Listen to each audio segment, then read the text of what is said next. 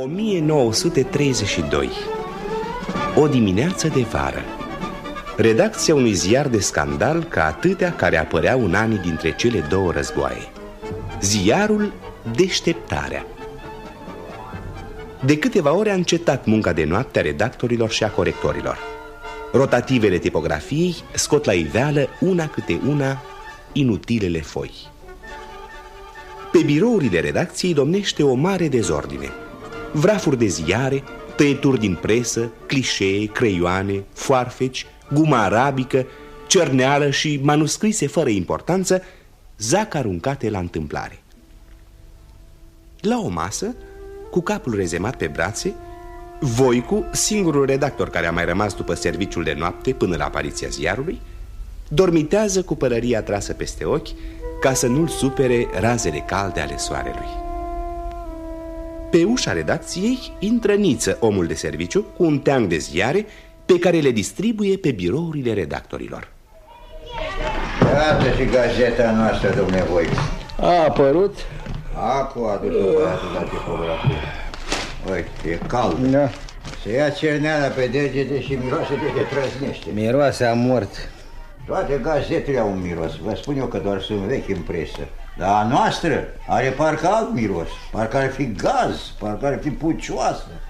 Beata nevastă mea o simte de la o poștă. Niță, îmi spune dânsa, iar mi-a adus blestemăția aia în casă. Nu doarme noaptea, domnule Voicu, dacă-i deșteptarea în casă.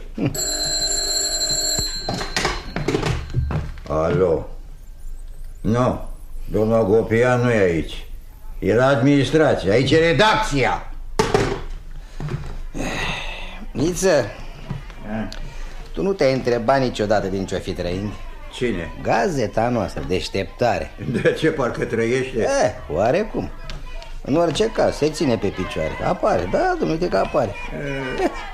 Auzi? Da. Uite, te strigă pe stradă, trăiești.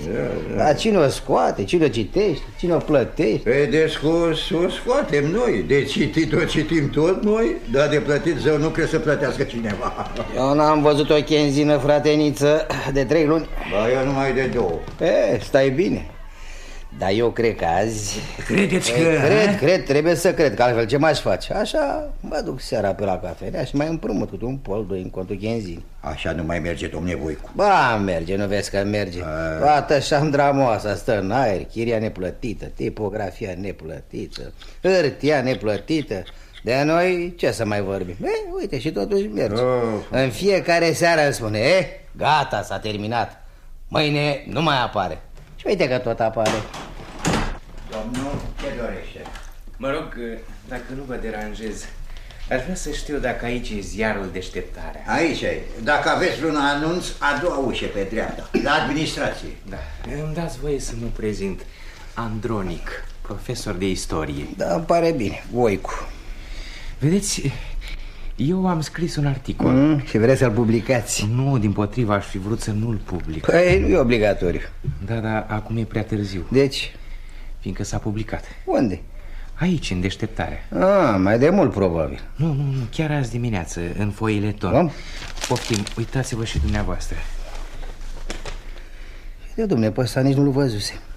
Alexandru cel Mare în media, de Alexandru Andronic. Eu sunt. Da, și ce poftiți? Aș vrea să vorbesc cu domnul director. Cu domnul director? Și eu aș vrea, dar nu vine decât la zile mari, când îi se năzare. Da. Totuși, eu trebuie să-l văd. E ceva de extremă importanță. De atunci știu și eu. Vorbiți cu secretarul de redacție, cu domnul Ștefănescu. E aici? Nu, încă nu, dar trebuie să vină. Sau și mai bine, dacă vă grăbiți, mai faceți dumneavoastră un tur 2 pe stradă și reveniți. Da, mai bine așa. Tot am de făcut o târguială jos la librărie. Mă duc și mă întorc. Am onoarea să vă salut. Salut. Domnul profesor, nu cumva ați venit pentru onorar? Care onorar? Onorar de colaborare, plata foiletonului. Se plătește. Mai e vorbă. Dacă pentru asta ați venit, lăsați-ne adresa și vă trimitem noi bani acasă, comun de serviciu. Vă mulțumesc, dar eu am venit pentru cu totul altceva. Ați sfârșit, mare lucru nu o să fie, dar oricum 1000, 2, tot. N-aș vrea să credeți că... Și nu, frate. La mine e o chestiune de principiu. Uite ce, domnule profesor, știți, ca să mai pierdeți vremea cu formalități, lăsați aici 100 de lei pentru timbre, impozit și alte angarale. Și când veniți înapoi, vă prezentați direct la ghișeu și încasați banii. Da, poftim.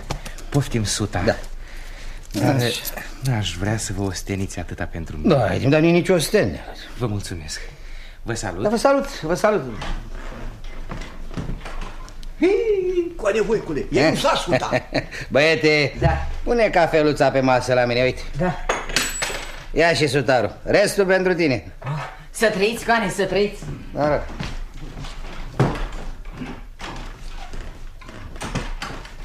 Ștefănescu a venit? Niță? Da. Niță, adu hârtie de manuscris. Dar ce e, Pompilian? De ce ești așa de grăbit? Am făcut-o lată azi noapte și n-am avut timp să scriu reportajul. Să-l ticlesc calculare pe ziar. Poftiți. Ce e asta, Niță? Ce e asta? Hârtie de scris sau hârtie de împachetat brânză? Ordin de la administrație, economie. Ce decădere. Dragă băicule, n-ai un subiect? Ba da, cum să nu? Mie somn.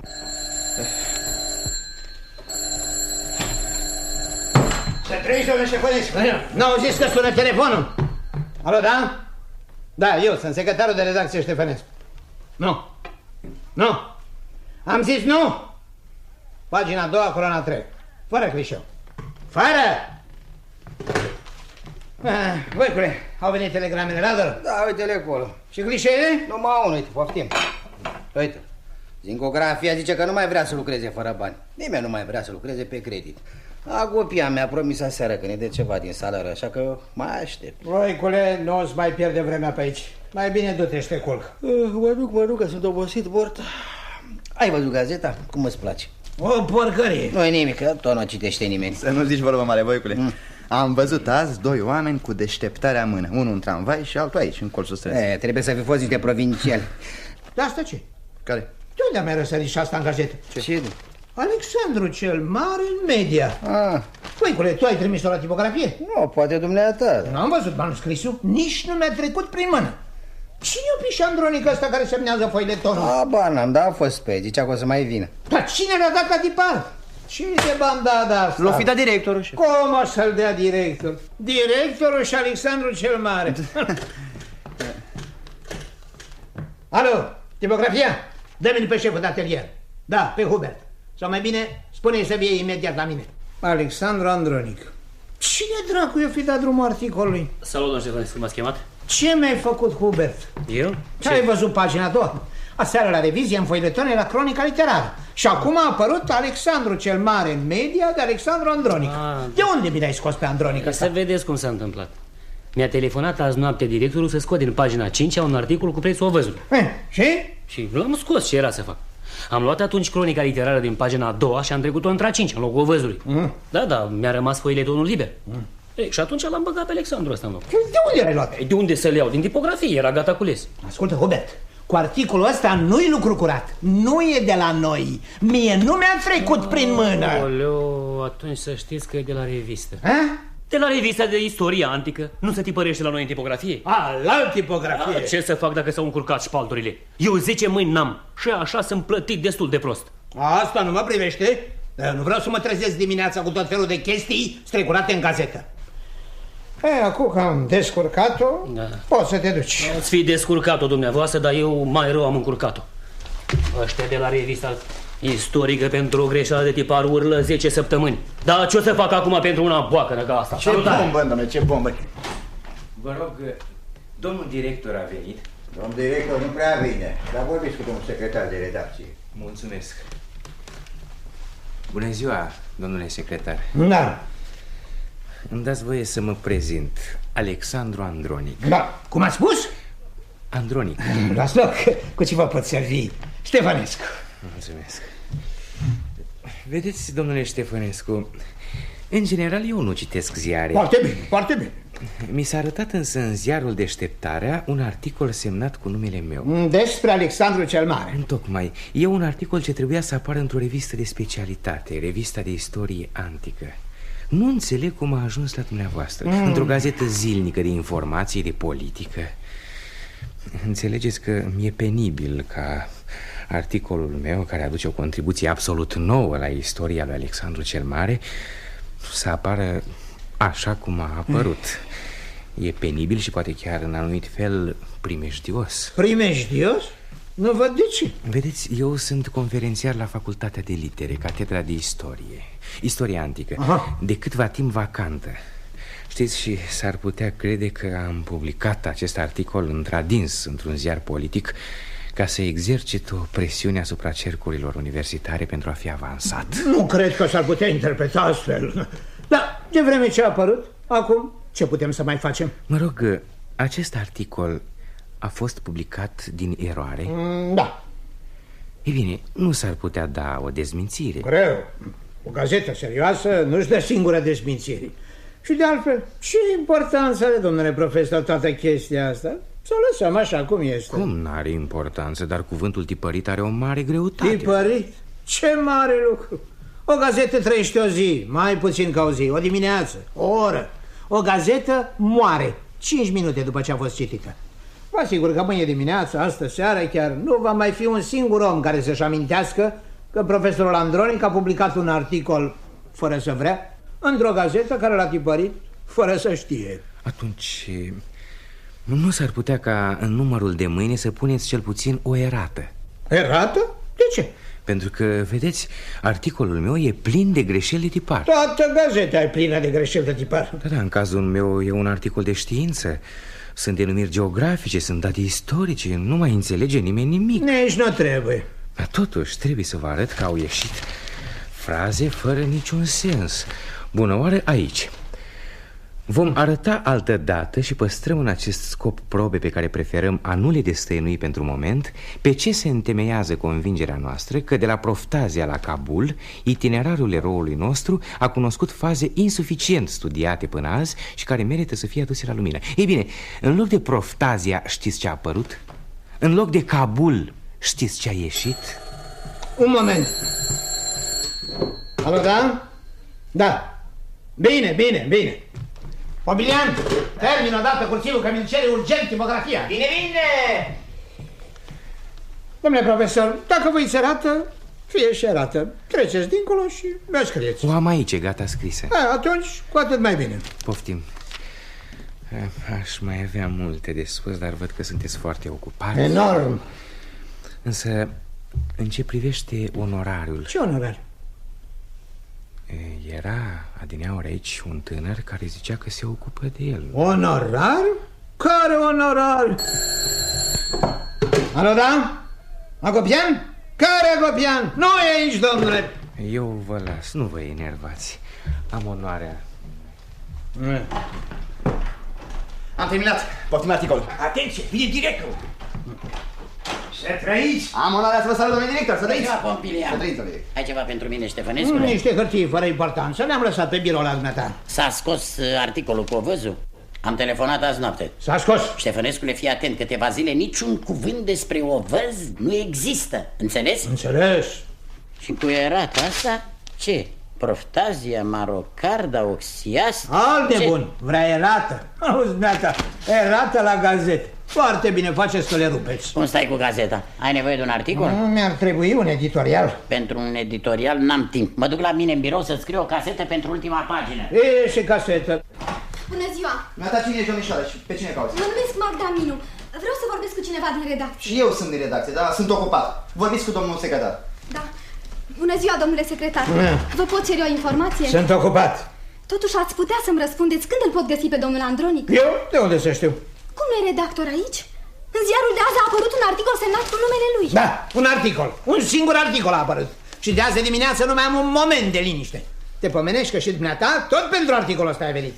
Da, și vrut să-mi dea unele lămuriri, fiindcă dacă s-ar adeveri ce scrie în articol ar fi îngrozitor. Până acum era stabilit că drumul de la Proftazia la Kabul, Alexandru cel Mare l-a făcut în iarna anului 330-329. Domnul Andronic pretinde însă că Alexandru cel Mare a făcut acest drum cu un an mai târziu. Ce importanță are? Imensă, domnule. Mie puțin îmi pasă. Vă cred și mie puțin mi-ar păsa dacă ar fi numai atât. Dar dacă Alexandru cel Mare a făcut acest drum cu un an mai târziu, înseamnă că se afla în media în momentul când Parmenion își sărbea aniversarea. Înseamnă că Alexandru a luat parte la asasinat. Ar fi îngrozitor. Alexandru nu poate, nu trebuie. Ia ascultă, domnișoară, dumneata ai timp de glume? Eu n-am. Dar nu glumesc deloc. Nici n-aș îndrăzni cu lucruri atât de grave. Grave? Fracuri, prostii, idei fixe. Eu n-am timp, înțelegi? N-am timp. Eu trebuie să fac gazeta. Înainte de a pleca, mai pot pune o întrebare? Poftim. Despre ce e vorba în articolul pe care l-ați trimis la tipografie? Despre un om politic, Brănescu de la instrucție. Și crezi că Brănescu de la Instrucție e mai interesant decât Alexandru cel Mare? Crezi că toată gazeta asta, cu toți oamenii ei, sunt mai vii, mai frumoși și mai adevărați decât Alexandru cel Mare? Sau la urmă, urmelor, ce-ți pasă dumitale de Alexandru cel Mare? Îl cunosc, îl știu. L-am văzut. Uneori îl văd. Nu înțeleg. Sigur că nu înțelegeți. Dar eu sunt clipe când îl văd foarte bine. Aș putea să-i vorbesc. Uite, suntem în iunie. 2, 3, 4 iunie 323. Nopți grele de vară în Asia. Corturile ard încă de soarele zilei. 40.000 de oameni dorm încinși, cu spada în mână, cu scutul la căpătâi. Un singur om veghează sub stelele albe. Și printre stele, steaua lui, care încă n-a căzut. Are 33 de ani, a cucerit jumătate planetă și are mâinile pure, mâini albe, lungi, tinere. În zor va face un semn și cei 40.000 de oameni se vor pune din nou în mișcare, să cuprindă cu armele cât pământ a rămas. În zori. Dar e încă noapte și steaua lui, care încă n-a căzut, va cădea. Apropie-te de el. Mâinile lui ard, fruntea e caldă, buzele sunt palide. Domnișoara, poate ți-e rău. Te-am speriat. Dacă ai fi fata mea, nu te-aș lăsa să umbli pe stradă așa, cu capul în nori. Dar nu sunt și nici nu vreau să fiu. Dumneata, întoarce-te la faptele dumitale diverse. Eu plec cu Alexandru cel Mare.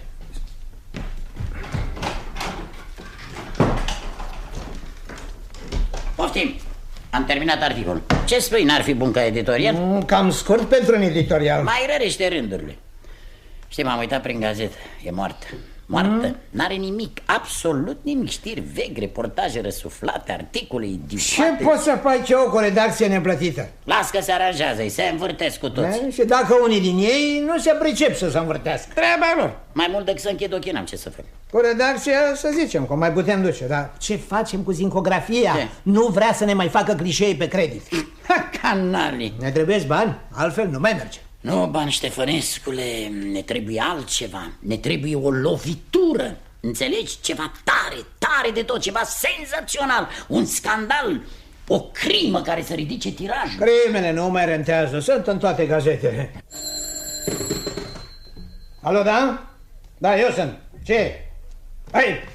E rara dracului de tipografie. Ce? Domnule director, trebuie să mă duc la tipografie, că iar au încurcat paginația. Dacă aveți 10 minute libere, vă rog să rămâneți neoastră, că poate mă cheamă provincia. Du-te, Ștefănescule, dar nu întârzia, că sunt grăbit și gândește-te la ce ți-am spus. Am să mă gândesc. Ne trebuie o lovitură. Mă întorc imediat. Coane Griguță, dumneata la noi, ce surpriză! Dar de ce te-ai deranjat? De ce nu mi-ai dat un telefon? Veneam eu. Așteptai un telefon? De la mine? Da, eu totdeauna aștept. Ascultă, să vorbim limpede. De altfel sper să nu fie mult de vorbit. N-ar fi mai bine să trecem la mine în birou? Nu, prefer aici, e mai sigur. Spune-mi cât vrei. Cât mai mult. Dar pentru ce? Pentru infamia de azi. Care din ele? Aha, sunt mai multe. Da, numai că în momentul de față nu știu la care din ele te referi. Ești cinic. Nu, surprins. Nu știu despre ce e vorba.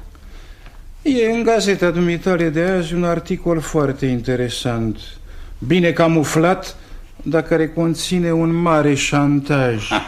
Exagerez, Coane Griguță. Îmi cunosc gazeta și îmi cunosc oamenii. Nu e niciunul dintre ei capabil de un mare șantaj. Dar dumneata ești capabil. Da, când îmi dau o steneală. Și ți-ai dat. Ascultă, să vorbim sincer, ca între bandiți. Ca între doi bandiți onorabili. Spune, ce vrei? Cât vrei? Îți dau cuvântul meu de onoare că n-am știut până acum nimic despre amestecul dumitale în afacerea Carun. Știam că faci petrol, metalurgie, că... nu știam că lucrezi și în cereale. Da, ai aflat la timp. De-abia seară. Și atunci când am aflat, am dat ordin să se scoată din gazetă orice aluzie, fie cât de vagă, la chestia cerealelor. Din pură generozitate. Nu, din calcul. Cel puțin până la încheierea definitivă a contractelor nu trebuie vorbit. Și mai știam că dacă voi veni să te vizitez, să zicem poi mâine, voi găsi la dumneata oarecare înțelegere. Și oarecare bani. Ca de obicei. Atunci de ce ai preferat să ameninți? Eu? Da, să ameninți, să strângi documente și să insinuezi că ești gata să le publici altă dată. Vechiul sistem de șantaj. Altă dată. Coane Griguță, iartă-mă, nu știi ce vorbești. Se poate, dar știu să citesc. Ce e asta? E doar gazeta dumitale. Citește. Alexandru cel Mare în media. De ce ai dumneata comun cu Alexandru cel Mare? Multe, dacă citești printre rânduri. Ascultă. Alexandru cel Mare așteaptă încă un an pentru a da o nouă lovitură. Și aceasta pentru că se lovește acum de problema gravă a cerealelor. El trebuie să hrănească importante efective de cavalerie. Și chiar dacă ar izbuti să organizeze un monopol al ovăzului... Al ovăzului? Un monopol al ovăzului. Nu e clar? Vrei să spui o aluzie la afacere? Carun? Aluzie? Nu, atac direct. Ascultă mai departe. Vom arăta altă dată. Vezi? Altă dată. Și păstrăm în acest scop probe pe care preferăm a nu le destăinui pentru moment. Evident că preferi. Pe ce se întemeiază convingerea noastră că între Protar și Carun itinerariul eroului nostru a cunoscut faze insuficient studiate și care ar merita să fie aduse la lumină. E clar, nu? Plătesc sau aduc la lumină? E o prostie, o confuzie, o eroare. Nu, e ceva mai simplu. Un șantaj. Dar ce nu înțeleg e de unde ai dumneata informații asupra afacerii Protar. Protar ce? Proiectul e în cartoanele mele de un an. Credeam că nu știe nimeni. Văd că m-am înșelat. Tocmai de aceea am venit să te întreb ce știi. Cât știi și cât vrei pentru ceea ce știi. Coane Griguță, de vrut aș vrea mult, dar nu știu nimic. Prin urmare, refuzi? Refuz să înțeleg, refuz să cred.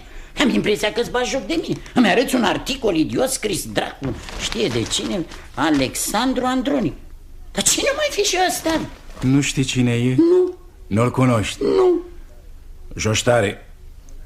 Joci mai tare decât credeam, dar greșește previu. Eu știu să lupt. Coane Griguț. Am terminat pentru azi. Dar te sfătuiesc să te gândești bine la ce faci. Mă găsești mâine dimineața la 9 la birou. Poate că te răzgândești între timp. La urma urmelor, poate că ai dreptate. Poate, cine știe? Poate că mă răzgândesc. N-ar fi rău.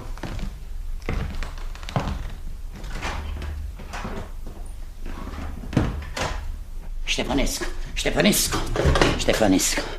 Așa. Alo? Tipografia? Spune-i lui Ștefănescu să fie imediat la mine.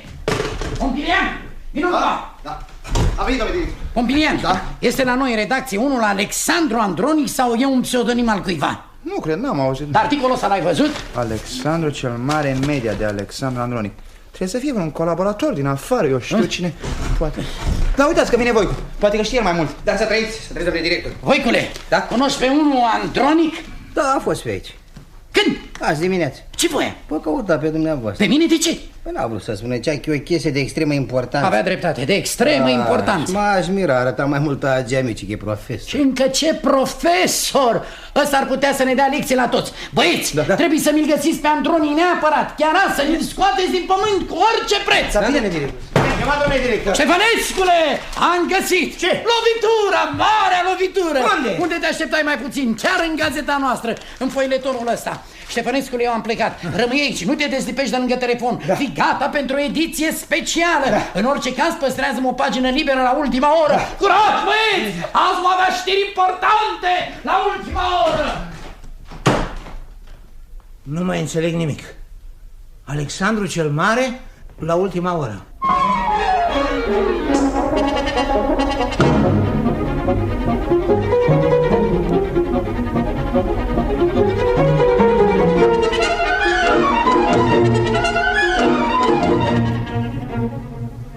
după amiaza aceleiași zile, la locuința profesorului Andronic.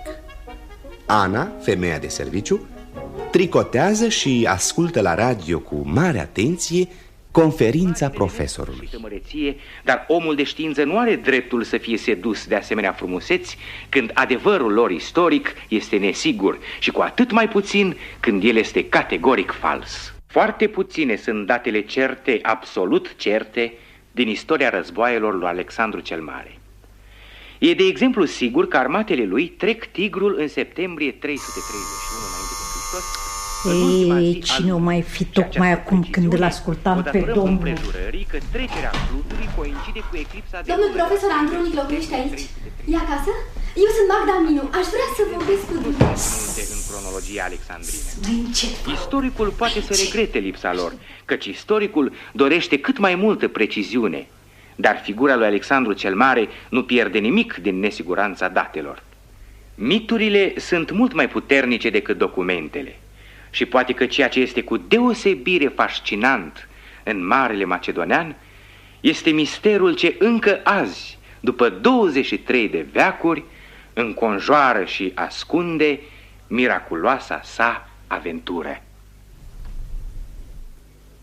În ciclul Mituri și eroi a vorbit domnul profesor Alexandru Andronic despre Alexandru cel Mare. Cum el a vorbit? El a fost? Da, dumnealui. În urmare nu e acasă. Atunci mă duc. Dar cine sunteți dumneavoastră, ca să-i spun? Nu mă cunoaște. Dar de ce nu stați, că acum trebuie să fie și dumnealui? A zis că de la radio vine de-a dreptul acasă. Ah, da frumos a mai vorbit. Frumos? Frumos și tare. Mă și mierză. Aici acasă abia deschide gura. Câte ziulica de mare stă acolo la birou. Citește, scrie și citește. Are ce citi. Slava Domnului, unde te întorci numai cărți. Auzi că sună, poate că a venit. Nu el, că nu sună niciodată. Are cheie, cred că e o greșeală. Vedeți? Uite, nu mai sună. Și când ați venit dumneavoastră îmi spuneam că e o greșeală. Cine să sune la noi? Ei, auzi? Cine să fie? Se vede totuși că e cineva. Stați aici că eu mă duc să văd cine. Da. Domnul profesor Andronic e acasă? Nu e acasă. Doamna Andronic? Nu. Atunci domnișoara Andronic. Nici. O prietenă a domnului profesor. Încă o nu. studentă. Oarecum? Domnișoară, vă rog să mă iertați să pun atâtea întrebări, dar trebuie neapărat să-l văd pe domnul profesor. O fi trebuind, dar dacă nu e acasă, cine sunteți dumneavoastră? Ne-a dat să taci.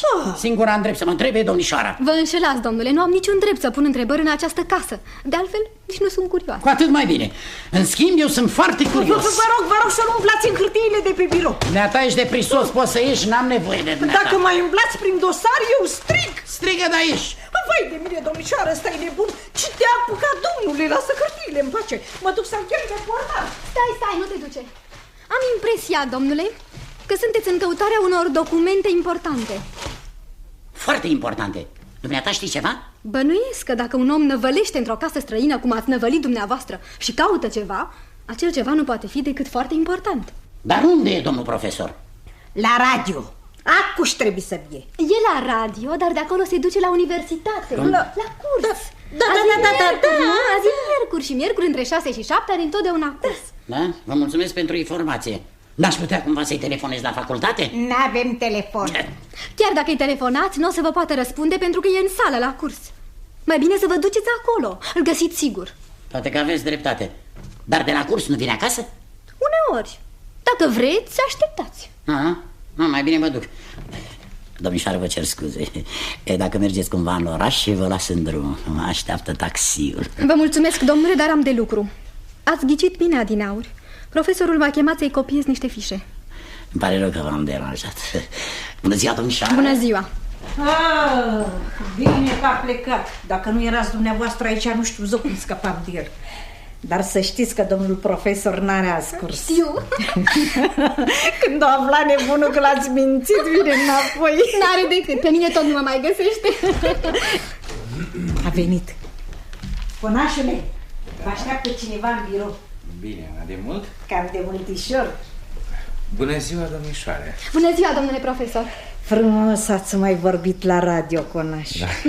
Ana este o veche admiratoare a mea. Conașule, v-a căutat un domn. Ce domn? N-a vrut să spui cine. Acu a ieșit pe ușă. O fi domnul cu care m-am întâlnit pe scări. El era un om mai grăbit ca ăsta, nici că am mai văzut. Iar vă cade un nasturi de la haină. Bine, bine, Ana, acum te poți duce, mulțumesc. Domnișoară, nu mi-aduc aminte de figura dumitale. Ești înscrisă la mine, urmezi cursul meu? L-am urmat în primul semestru. Numele dumitale este... Magda Minu. Magda Minu. Da, parcă mi-aduc aminte. Locul dumitale era în fund. În dreapta. Dar lângă fereastră. Da. Acum te văd. Ai făcut și o lucrare de seminar astă toamnă despre protocolul la curtea lui Alexandru cel Mare, nu? Cum? Țineți minte? Foarte bună lucrare, excelentă. Puțin cam îndrăzneață, dar foarte bună. Dar unde ai dispărut de atunci? Nu te-am mai văzut la curs? De ce? Să vorbesc deschis? Sigur. Dar te rog, ia loc. Mulțumesc. Nu mai puteam suferi cursul dumneavoastră. Mă indigna. Asta e foarte interesant. Domnule profesor, mie îmi place Alexandru cel Mare. Și mie. Nu, dumitale nu-ți place, îl critici, n-ai încredere în el. Face prea multe greșeli. Nu e adevărat. Domnișoară Minu, tonul dumitale pentru o studentă. Vă rog să mă iertați. Prin urmare, ai plecat de la cursul meu fiindcă nu erai de acord cu mine. Vedeți, pentru dumneavoastră Alexandru cel Mare e un obiect de studiu. Pentru mine e altceva. E o veche pasiune, încă din liceu. Nu știam că fetele de liceu își caută pasiunile în cartea de istorie. Râdeți de mine. Nu râd. Ești o fată silitoare și gravă. Nici silitoare și nici gravă. În iunie era cât paci să cadă bacalaureat. Dar pe Alexandru cel Mare l-am iubit din primul moment. Iubit? Da, iubit.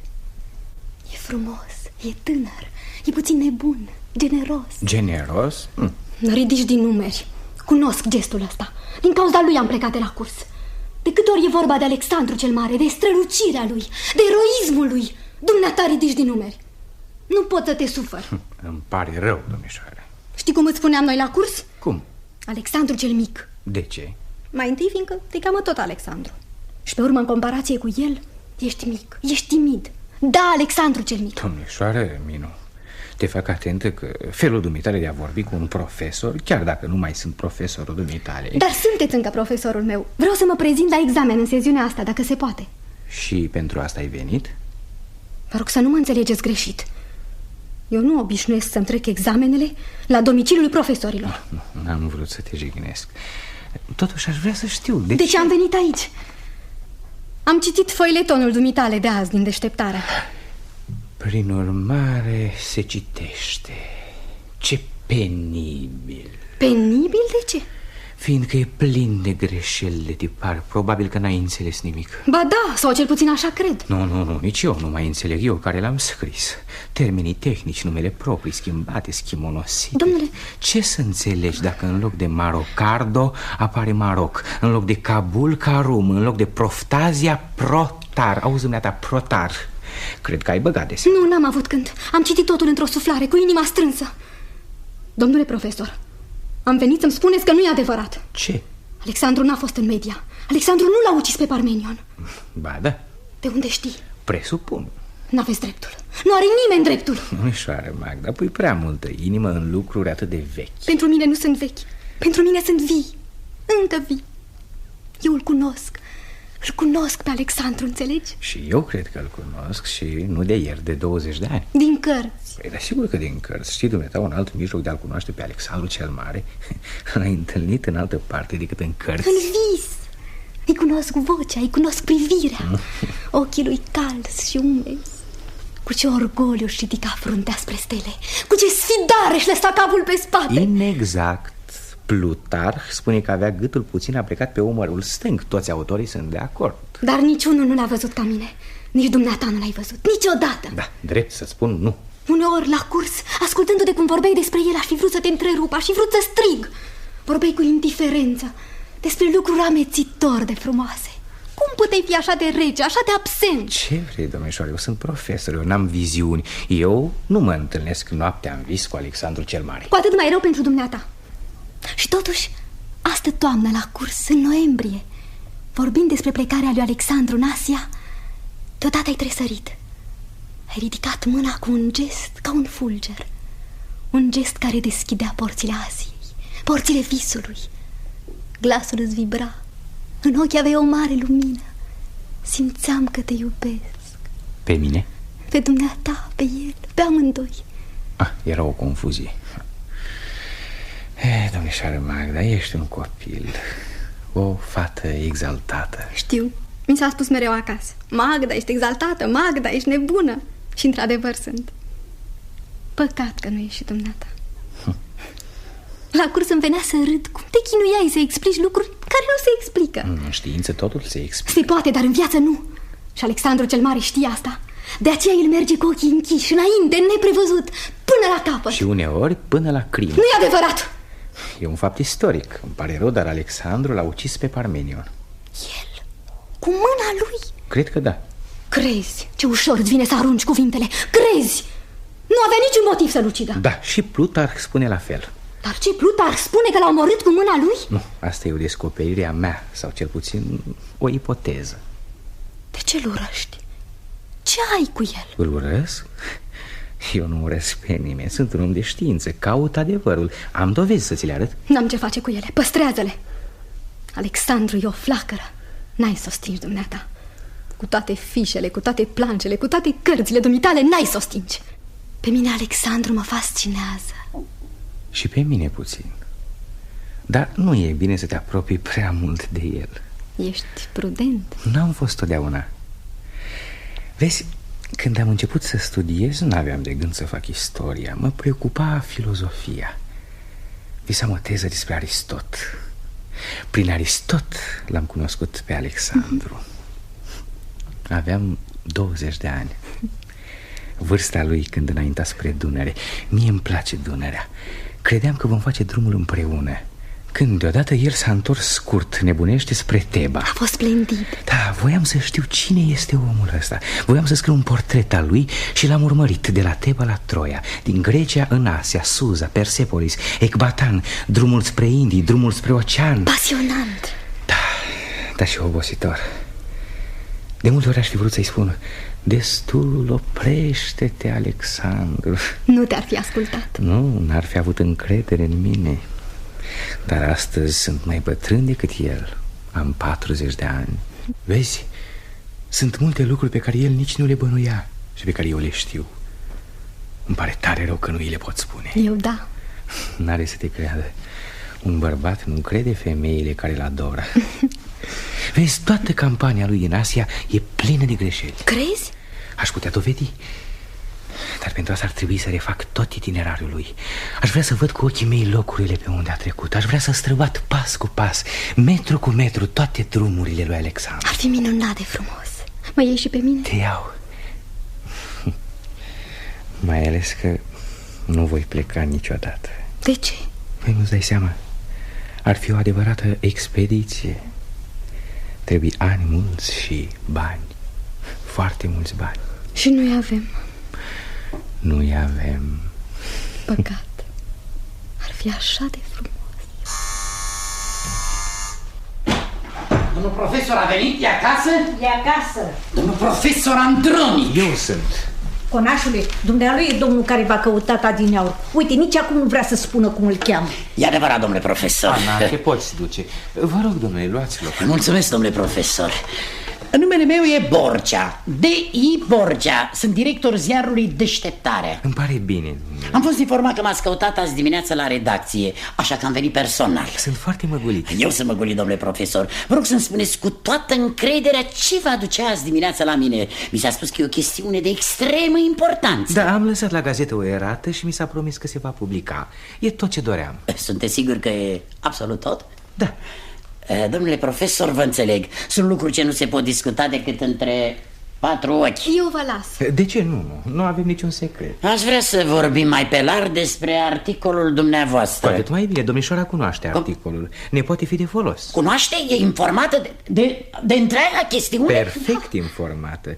Pune poate chiar prea multă pasiune, prea mult interes personal. Aha. Atunci înțeleg de ce adineauri ținea să scape de mine. Exageră. Domnule profesor, colaborarea dumneavoastră la Deșteptare e pentru mine și gazeta mea o mare cinste. Colaborare? Bine, dar e un accident. Un accident fericit. De câte ori nu ne spuneam dacă am putea face din Alexandru Andronic un prieten, un colaborator care să scrie cu noi, să lupte alături de noi. Sunt surprins. Pentru că nu ne cunoașteți. Fiindcă dumneavoastră, oamenii de bibliotecă, ne priviți pe noi gazetarii cu dispreț, în loc să veniți între noi, pentru că împreună să ridicăm nivelul preocupărilor publice. Ce pot spune eu marelui public? Marele public însetat să vă cunoască, să vă audă, să vă urmeze.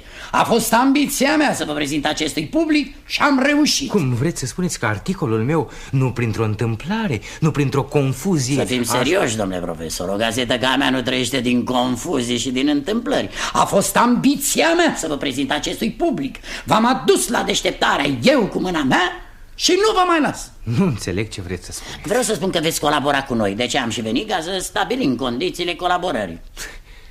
Domnule, sunt surprins, sunt uimit, mișcat chiar. N-aș fi crezut niciodată că scrisul meu poate să trezească atâta interes, să aibă atâta răsunet. Și încă nu știți nimic, veniți între noi și veți vedea ce se cheamă răsunet. Dumneavoastră aveți lucruri mari de spus și trebuie să le spuneți. Da, dar nu într-o gazetă. Vă înșelați. Articolul de azi dimineața a strânit uimire, a trezit conștiința opinii publice, care în momentul de față așteaptă să vorbiți. E măgulitor, dar e prea mult. Domnule profesor, în articolul dumneavoastră de azi dimineața ați făcut anumite afirmații grave. Foarte grave. Și ați lăsat să se înțeleagă că aveți dovezi. Le-am. Dați-mi-le. De ce? Ca să le public. Asta nu se poate. Ce, domnișoară, vă rog să nu vă amestecați într-o chestiune care nu vă privește. Nu mă privește. Trece prin inima mea și nu mă privește. Domnule profesor, e poate momentul să vorbim clar, să lăsăm la o parte falsa modestie. Articolul dumneavoastră e făcut cu mare artă. Spune puțin, atât cât trebuie. Restul se citește printre rânduri. Fiindcă nu am avut spațiu suficient. Intenția mea este să revin asupra acestor lucruri mai târziu. Asta cer și eu. Să reveniți, dar nu mai târziu, acum, imediat. Un om de știință nu e niciodată grăbit. Dar eu sunt. Toată gazeta mea vă stă la dispoziție. La nevoie, scoatem o ediție specială. Ediție specială? Mă speriați, nu vi se pare că e prea mult? Dacă probele sunt zdrobitoare, nu e prea mult. În istorie nu există probe zdrobitoare, cel mult plauzibile, concludente. Numiți-le cum vreți, dar dați-mi. Nu, nu, domnule profesor, nu, domnule director, nu veți primi nimic. Câtă vreme sunt eu aici, nu va ieși nicio hârtie din această casă. Domnule profesor, noi discutăm între bărbați. Nu știu ce drepturi are domnișoara să intervină între noi. Poate că n-am niciun drept, dar am o datorie.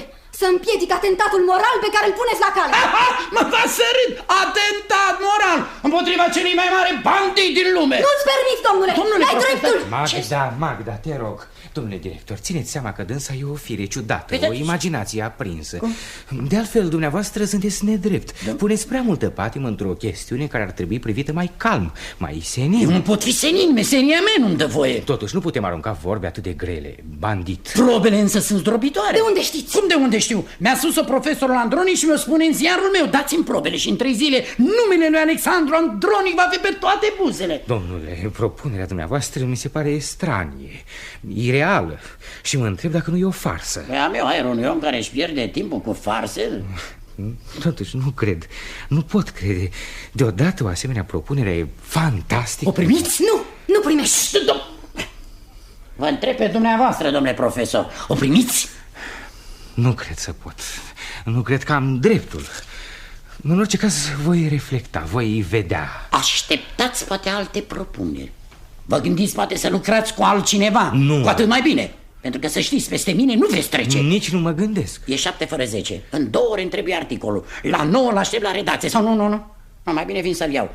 La 9 fără 10 sunt înapoi. Dar domnule... Domnule profesor, nu pierdeți prilejul pe care vi-l dau. Noi doi putem face împreună lucruri mari. La revedere. Conașule, vă caută un domn. Zice că îl cunoașteți, vrea să fie singur cu dumneavoastră. Eu plec. Nu, Magda, rămâi. Treci o clipă dincolo și așteaptă-mă. Vrei? Te aștept. Ana, spune domnului să intre. Poftiți, domnule. Dumneata ești domnul Alexandru Andronic? Da, eu sunt. Cu cine am onoarea? Știi dumneata mai bine. Sunt Grigore Bucșan. Nu mi-aduc aminte. N-ai auzit niciodată de numele meu? Nu cred. În tot cazul nu mi-aduc aminte. Da. Frumoasă scrumieră. Ce scrie pe ea? Uzinele Bucșan. Da. Și pe bloc notesul ăsta ce nume e imprimat? Fabrica de hârtie Bucșan. Da. Și aici? Oțelăriile Bucșan. Și dumneata nu mă cunoști. Nu e nimic în casa asta, în orașul ăsta, care să nu poarte imprimat numele meu. Ascensorul cu care te urci, betonul din care e clădită casa asta, ghetele pe care le porți, asfaltul pe care umbli, toate sunt Bucșan. Bucșan. Și dumneata nu mă cunoști. Domnule, eu vă cer scuze, sunt sincer impresionat. Dar eu duc o viață retrasă, singuratică. Asculte, domnule, să lăsăm glumele. Am venit să vorbesc cu dumneata respicat. E felul meu obișnuit de a vorbi, nu-mi plac intermediari și nici fraze. Spune cât vrei. Nu vă înțeleg. Câți bani vrei? Pentru ce? Ce să fac cu ei? Treaba dumitale.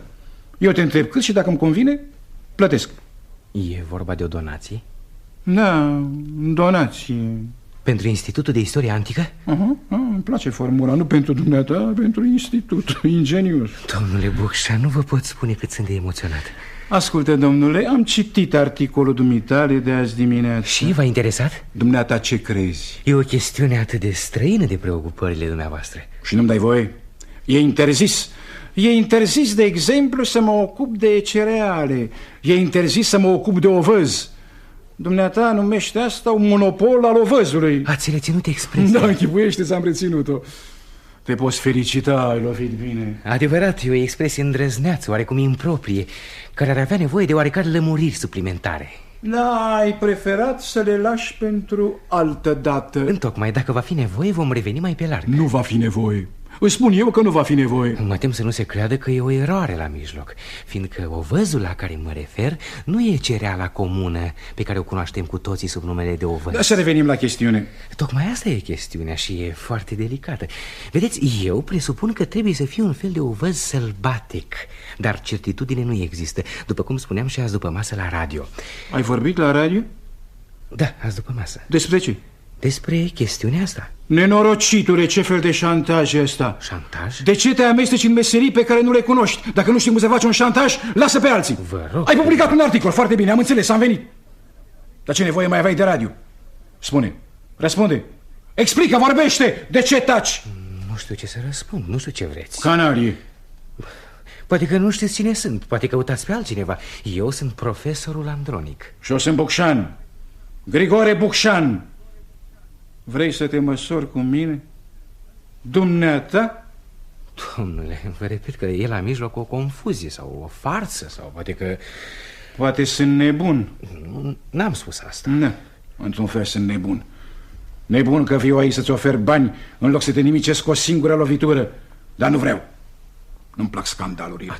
Atunci termină cu jocul ăsta, stopi și vorbește. De unde cunoști afacerea Protar? Afacerea Protar? Nu știu, nu înțeleg. Nu înțelegi, nu știi, dar publici. Ascultă aici. Vom arăta altă dată că de la Protar la Carun, în faze insuficient studiate, ar merita să fie aduse la lumină. Cunoști fraza asta? Da. Cine a scris-o? Eu. Și nu știi ce e Protar? Nu e Protar, ci Proftazia. Cum? E o greșeală de tipar. În loc de Proftazia a apărut Protar și în loc de Kabul, Karum. Îți bagi joc de mine. Vă spun adevărul, tot articolul e plin de greșeli. Am dat și o erată, are să apară mâine. Unde? În Deșteptarea. Iar? Îmi întinzi o nouă cursă. Cursă? Cum cursă? Ce fel de cursă? Nu vă spun că e o eroare? În loc de Proftazia a apărut Protar și în loc de Kabul, Karum. Proftazia? Ce e Proftazia? Un oraș vechi din Asia Mică. Și Kabul? Un fluviu. Nu cred. Să vi le arăt pe hartă, poftiți. Priviți-le. Kabul, fluviul Kabul și aici Proftazia. Și dumneata vrei să cred că nu-i nicio aluzie în articolul ăsta? Ce fel de aluzie?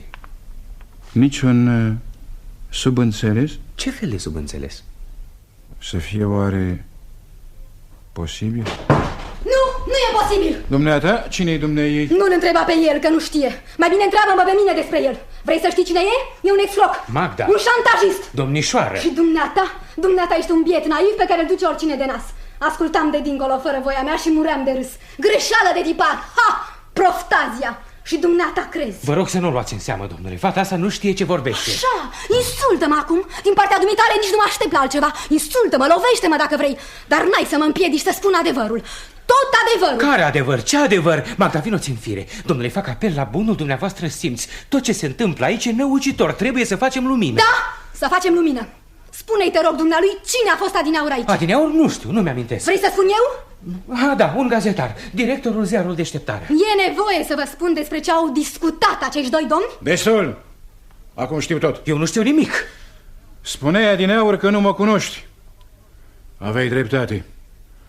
Te voi învăța eu să mă cunoști. Domnule, nu plecați așa. Vă asigur că e o eroare, e o mare eroare. Ești un om pierdut. Magda, de ce ai făcut asta? Nu știu. Ce ai urmărit? Ce ai vrut? Nu știu, încă nu știu. Cum e posibil să afirm că sunt un excroc, un șantajist? Știi dumneata cine sunt eu? Ce sunt eu? Da, ești un copil. Domnișoară, nu uita că sunt profesorul dumitale. Nu uita că vei da un examen cu mine, un examen de istorie și că s-ar putea să cazi. Și dumneata ai dat cu mine un examen de viață. Și ai căzut. Nu-ți dau voie, nici nu-ți cer voie. Dacă nu eram aici, dacă nu intram la timp, ar fi făcut din dumneata tot ce vroia. Dar ce vroia? Asta nu știu. Dar ceva vroia. Și el și celălalt, gazetarul. Crezi că e vreo legătură între ei? Crezi că se cunosc? Nu-ți spun eu că ești un copil. Din cauza dumitale am intrat într-o teribilă aventură. Da, prima dumitale aventură. Ți-e frică? Ce-ai de făcut? Nu știu. Ba da, știu. Mai întâi e de cusut acest nasture de la haină care ți atârnă de când ai venit. Crezi că Alexandru cel Mare pleca la luptă cu nasturii rupți?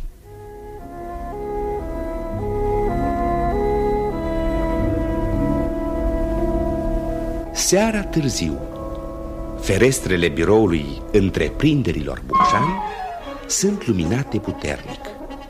În încăperea somptuoasă, patronul, agitat, nervos, ca după o zi în care afacerile nu i-au mers în plin, și-a chemat secretara, domnișoara Werner. L-ai găsit pe Brănescu? Încă nu. Foarte rău. L-am căutat peste tot, la minister, la camera, acasă, la Capșa.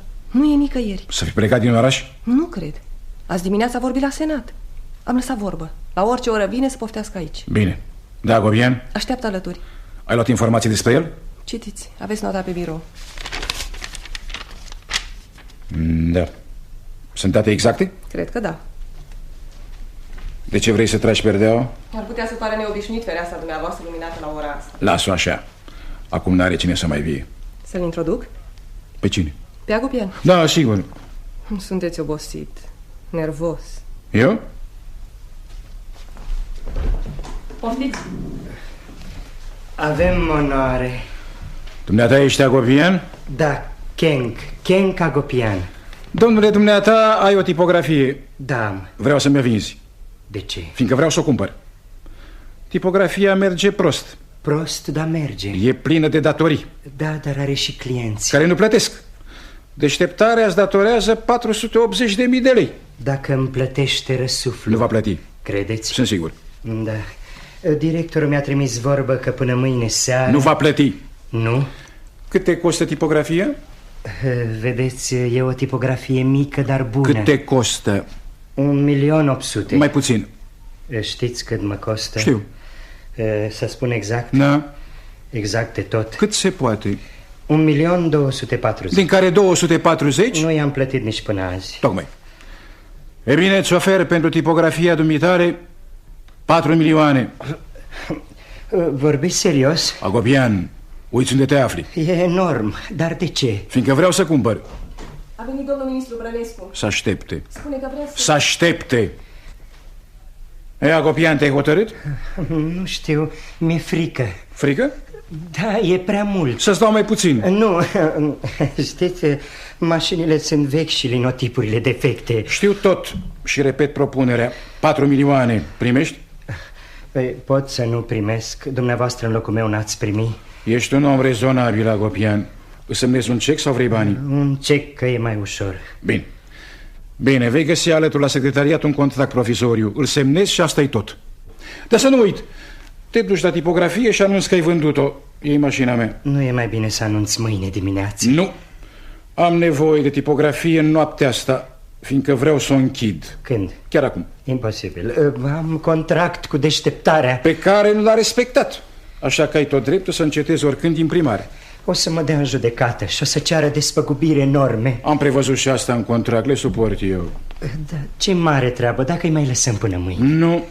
Dar explicați-mi și mie. Eu când plătesc nu explic.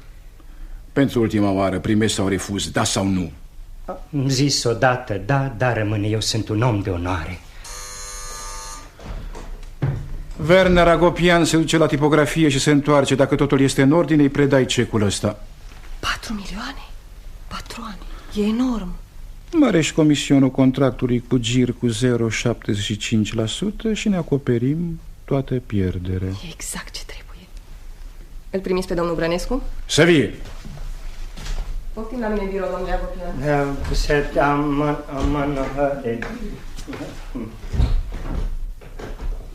Coale Griguță, omul dumitar. De unde vii, ministrule? De la Sinaia. Sinaia? Când ai plecat, când te-ai întors? Nu mă mai întreba.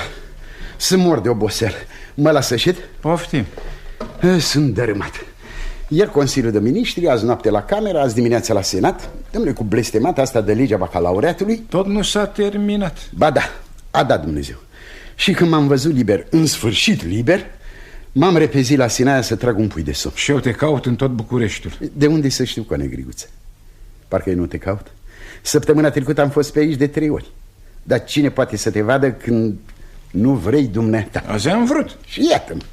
Când mi s-a comunicat că m-ai căutat dumneata, am lăsat Sinaia, am lăsat somn și mă prezint. Ministrule, ești un om de ispravă.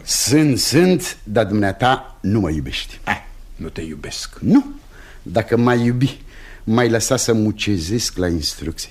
Instrucție îmi trebuie mie. Ce pot să fac eu, Brănescu? Poți.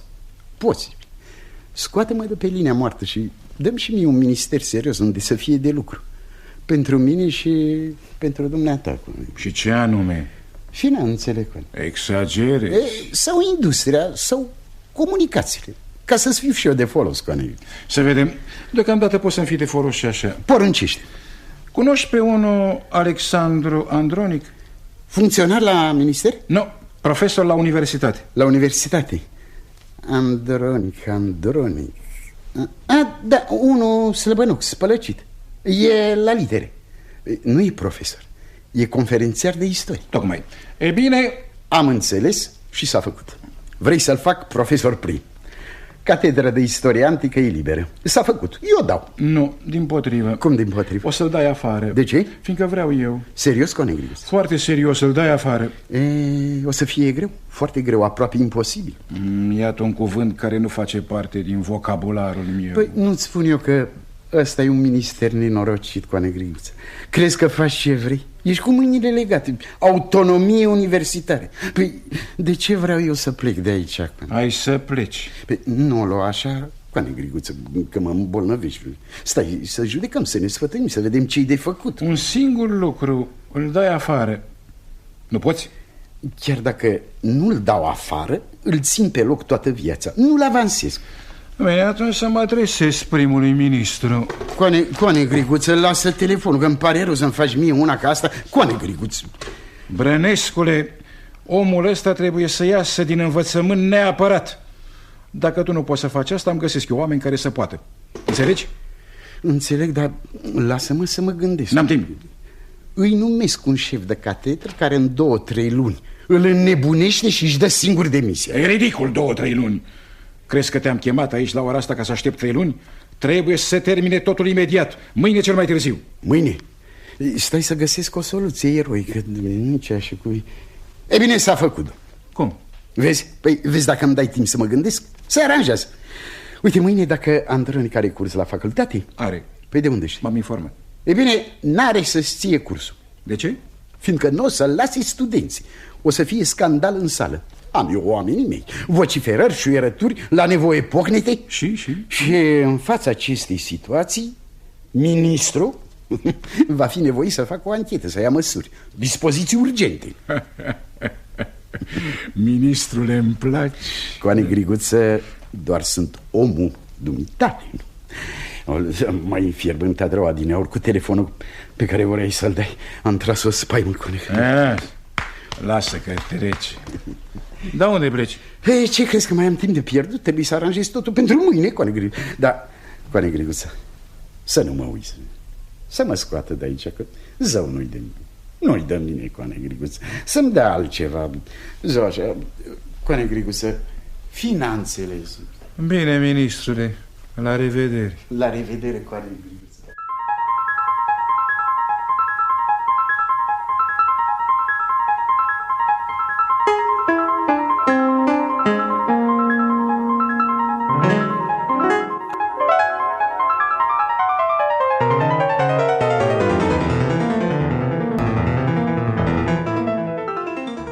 S-a întors Acopian? Încă nu.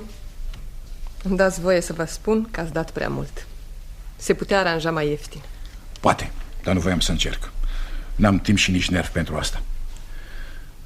Ce mă îngrijorează în toată afacerea e că nu înțeleg. Dosarul Protarii în casa mea de fier de 1 an. Nu l-a văzut nimeni. N-am vorbit nimănui. Și totuși cineva îl cunoaște. Cum? De ce? De ce? E foarte simplu. Persoana în chestiune vrea bani. I-am oferit și a refuzat. Nu-mi plac oamenii care refuză. Mi-e frică de ei. Frică? Dar fiindcă nu-i înțeleg. Eu oamenii îi cumpăr sau îi dărâm. Sunteți un om tare. Deocamdată. Ca un îmblânzitor de lei. E totdeauna tare deocamdată cât îmi pare biciul în mână. Dar e de ajuns ca un singur leu imbecil să zgârie cu laba ca toți ceilalți să tabere pe el și să-l sfâșie. Eu nu mă las zgâriat. Știu. Coane Griguță. Dumneata aici?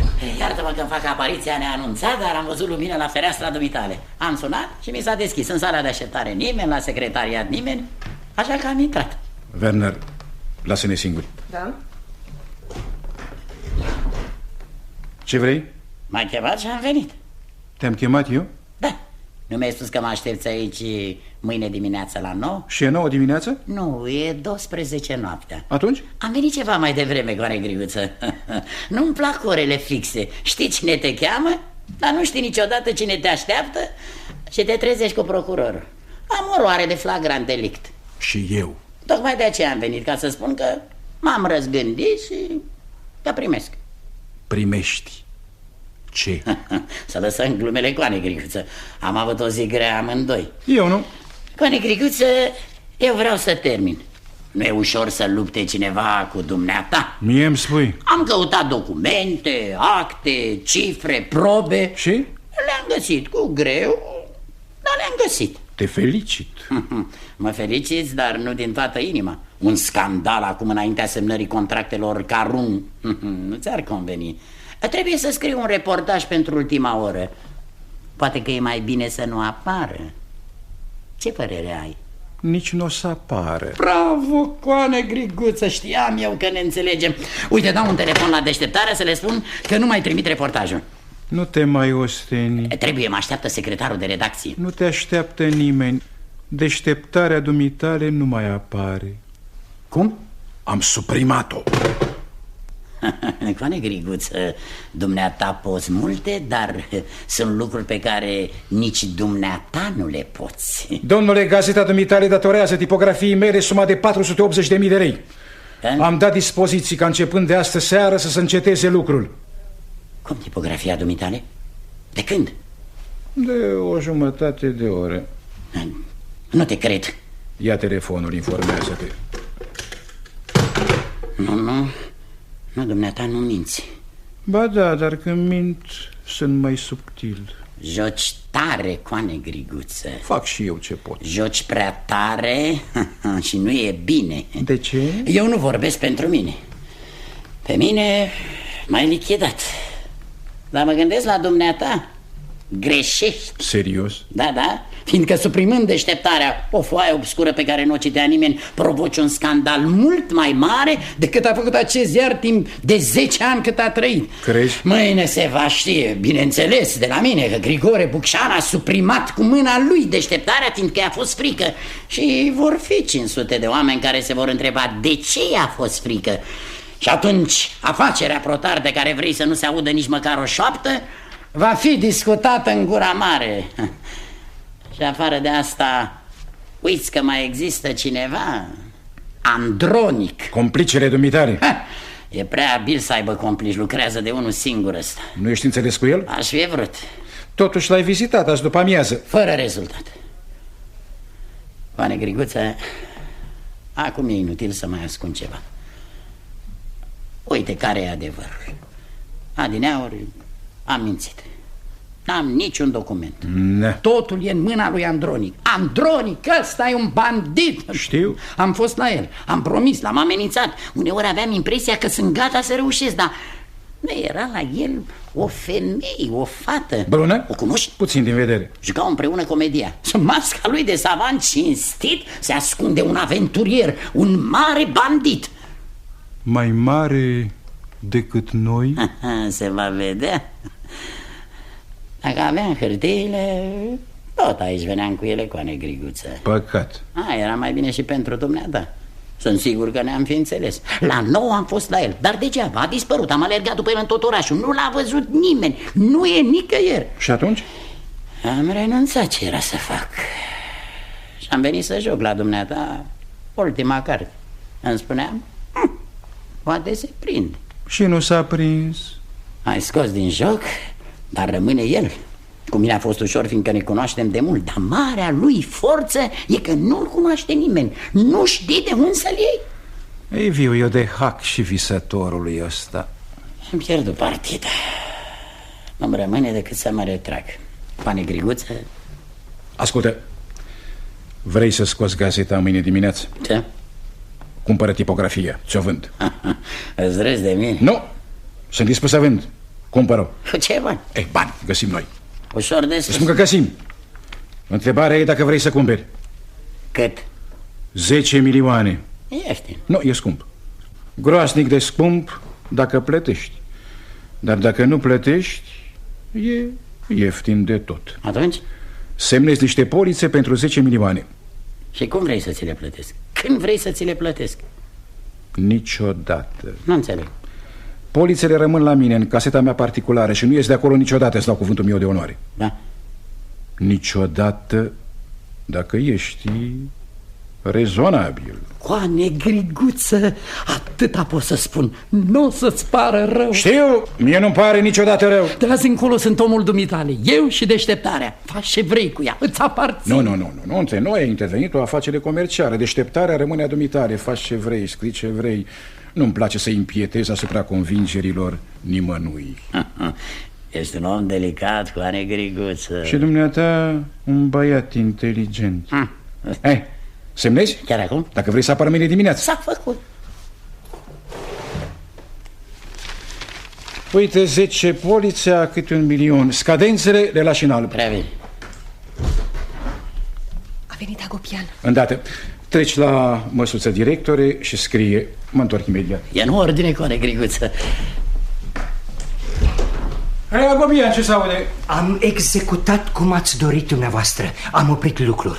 Am închis atelierul, v-am adus cheile. A fost greu? Ușor n-a fost. Când au aflat despre ce e vorba, au coborât cu toții din redacție în tipografie. Țipau, urlau, spuneau că nu se lasă. Dar eu am dat ordin lucrătorilor să înceteze activitatea. Spuneau că nu-i lasă pe lucrători să plece, că sparg ușile. Cheile vi le las dumneavoastră? Nu, că nu mai sunt proprietar. Cum m-ați spus? Am vândut tipografia. Acum, noaptea? N-am cumpărat-o tot noapte. Și cui ați vândut-o? Vino la mine în birou și ai să vezi. Uite, dumnealui. Dumneata aici, domnule director? Da, eu și zi așa, mi-o mor gazeta, noaptea pe la spate. Ce era să fac? Preț mare, om sunt și eu. Dumnealui e nou proprietar. Vorbiți serios? Agopian. Vă rog să mă iertați, dar nu vine să cred. Ai cumpărat tipografia, domnule director? Da, am cumpărat-o. Și mie îmi spuneai că n-ai bani să-ți plătești datoria. Agopian, nu te amesteca în treburi care nu te privesc. Așa e, da.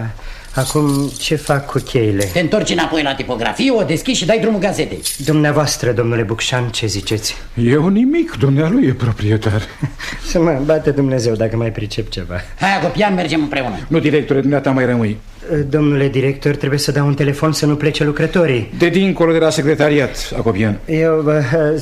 Teribilă noapte, doctore. Uite, directore, de ce te-am oprit. S-ar putea ca mâine dimineață la cursul lui Andronic să fie oarecare neliniște, vacar măsală, întreruperi, huiduieli, în sfârșit poate și mai rău. Și atunci ministerul... Cum ești cu Bărănescu? Să zic bine. N-ar fi rău. Că atunci sunt foarte bine. Chiar în numărul de mâine e un articol foarte favorabil pentru el. Cu atât mai bine să-i pui și fotografia. Și cum spunea ministerul, va trebui să intervină. Dar pentru asta a trebuit să-i se atragă atenție. Bineînțeles, opinia publică cere explicații, vrea sancțiuni. Iar ziarul Deșteptare e primul care dă alarma, e primul care cunoaște întreaga chestiune, pentru că întâmplător mâine un reporter de-a nostru asistă în sală, ia note și eventual fotografii.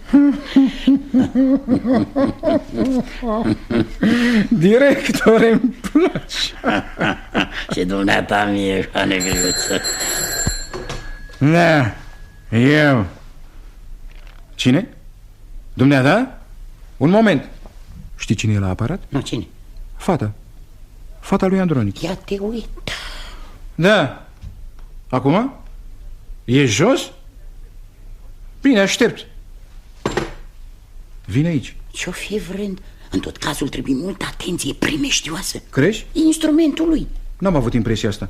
În sfârșit am să văd. Eu te las, ar trebui să trec pe la redacție. Mai așteaptă puțin, poate mai avem nevoie de dumneata. Treci dincolo, te chem eu mai târziu. Prea bine, Coane Griguță.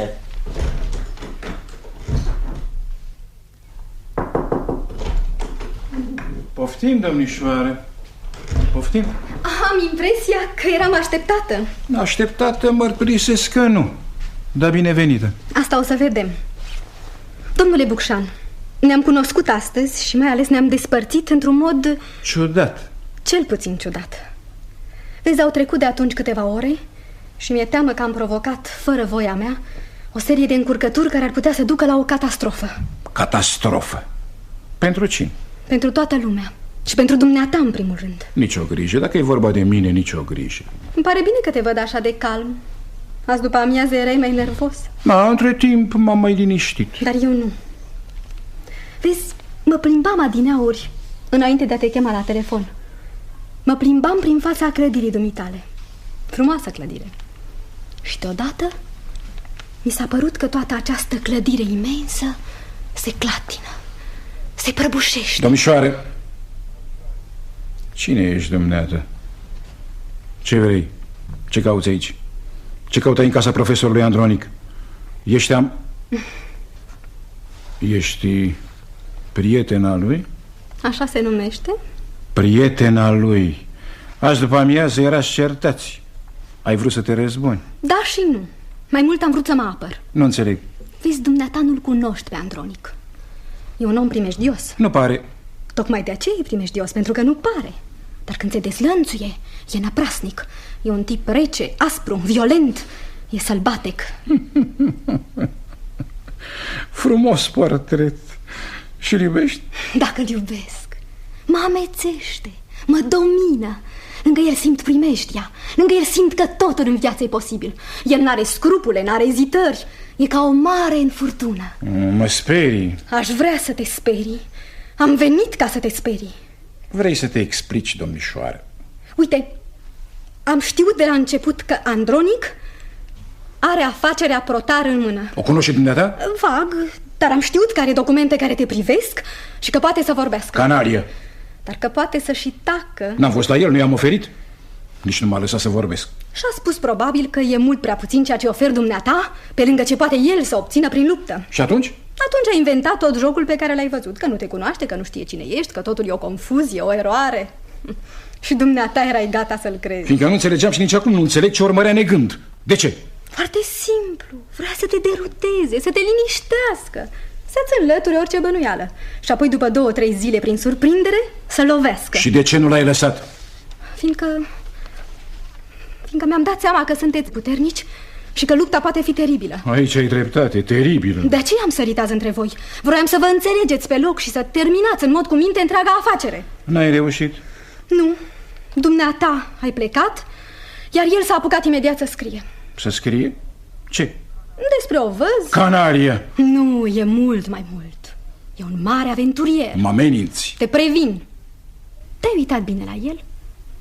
Când îl vezi prima oară, îți taie respirația. Ai observat cu cine seamănă? Cu cine? Cu Alexandru cel Mare. Nu știu, nu cunosc. Domnișoară, ce vrei? Ce propui? Îți propun liniștea. Îți aduc liniștea. N-am nevoie, sunt liniștit. Nu e adevărat. Dacă ai fi liniștit, nu te-ai găsi aici la ora asta. Dar nici dumneata. Eu n-am spus că sunt liniștită. Dimpotrivă, nu sunt deloc.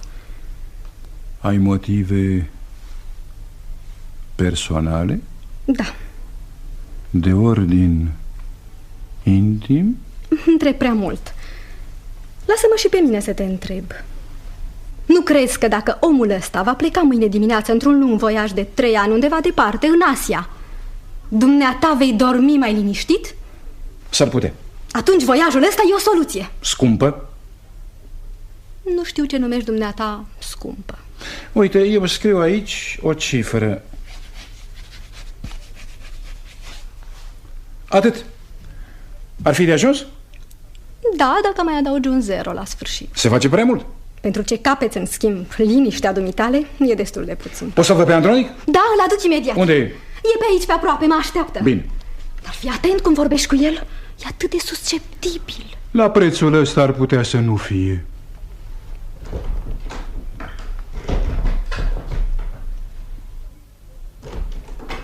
Vino, directore! O să te mir. Nu cred, am văzut atâtea astăzi. M-am înțeles cu Andronic. Ai garanții? Cea mai bună garanție, pleacă. Pleacă din țară pentru 3 ani. Coane Griguță, drept să spun, bine ai făcut. Parcă mi-ai luat o piatră de pe inimă. Cu tipul ăsta aici n-am fi avut liniște deloc.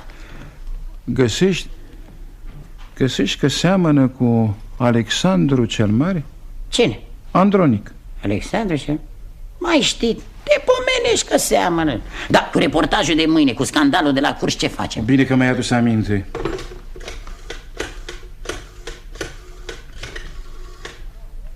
Alo? Brănescule! Dormeai? Ei, trezește-te! Rămolit e și ăsta. Este. Ascultă, scandalul de mâine dimineață. Nu mai e nevoie. Se contramandează. Cum? Nu se poate? Ce înseamnă prea târziu? Să faci bine să iei măsuri. Ordine, mă auzi? Ordine! Cretin și ministrul ăsta. Ziceai că ai mâine un articol despre Brănescu? Da. Păcat, mă plictisește, nu vezi? Am putea să-l schimbăm. Mai e timp? Păi dacă spui dumneata... Atunci schimbă-l. S-a făcut. Am săturat și de domnul ăsta. Poftim, domnule profesor, poftim, sunt încântat că te văd. Nu speram să ne întâlnim așa de repede și încă bun prieten. Vedeți, domnule Boșan. Sper că domnișoara Magda v-a comunicat propunerea mea și că o primiți. Nu știu încă dacă pot, dacă... Cum nu știi? Ne face ea dificultăți? Vreau să spun că tot ce s-a întâmplat azi a fost așa de neașteptat, așa de năucitor. Și dacă ezit... Eziți?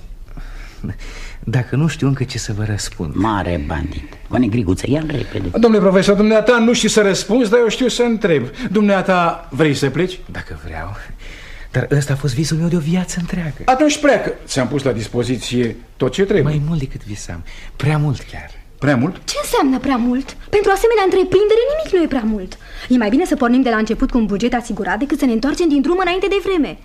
Obiectivele științifice pe care le urmărește profesorul Andronic în Asia sunt atât de vaste. Într-adevăr sunt vaste. Îmi îngădui să o spun fără modestie.